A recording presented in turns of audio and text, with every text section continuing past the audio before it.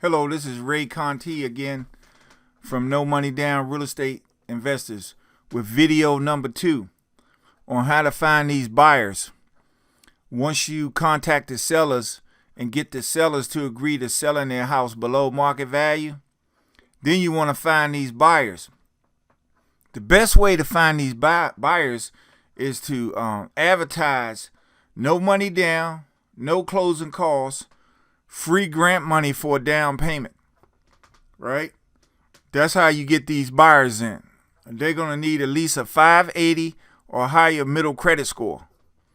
And then most loan officers can get them a loan at 580. And there's 3 grant programs in the area, like NACA, N-A-C-A. That's NACA.com. They have a no down payment, no closing costs program, and it's nationwide.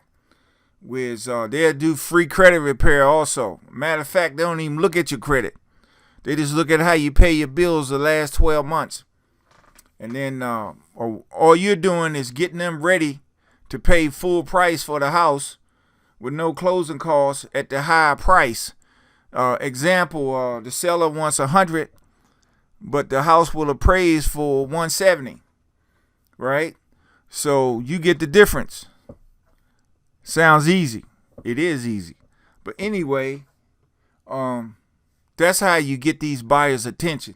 And you can take that ad and you can advertise it on Craigslist, Facebook, newspaper ads. You can, the newspaper have the online ads.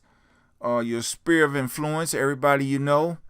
You can tell them that you can get people in with no money down, no closing costs. You can create some business cards and pass them out.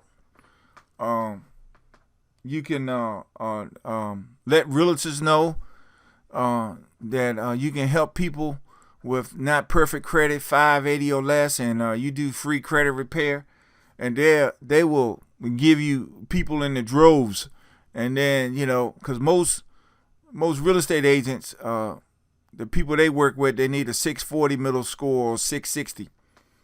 We can do 580. There's no money down, FHA loans, no money down, conventional loans. There's a lot of grant programs available.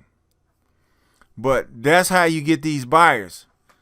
You make them aware that they can get in with no money down, no closing costs. And they'd be willing to pay whatever the price is, because no one else has taken the time to help them, right? And then you just disclose to them what you're doing, that you're working with a seller that's gonna allow them to buy the house, right? And you're an entity that's making this happen, and they don't have to pay you anything. The seller is paying you. That's all they need to know. But that's basically, in a nutshell, how you find a buyer.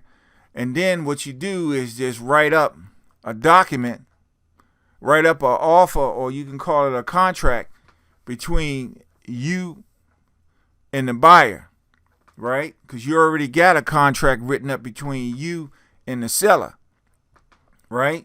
And then once you get the contract written up with you and the buyer, then you just contact the seller and say, hey, look, I got somebody that wants to buy the house, because in the beginning you told the seller that you work with a lot of first-time buyers. Some of them need credit repair, and, it's just you just have to determine which one or which buyer you're going to put in that house, right? That's why you need like 30, 45, 60 days before you can go to closing.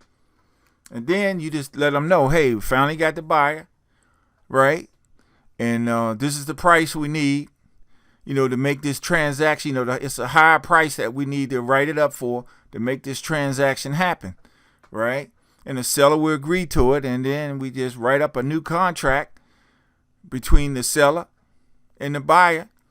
And the seller signs an addendum, whereas you are getting the difference in price at closing. And the seller and the buyer won't have no issue with it whatsoever. But that's how you make your money, when you take those 2 contracts and make them one between the seller and the buyer.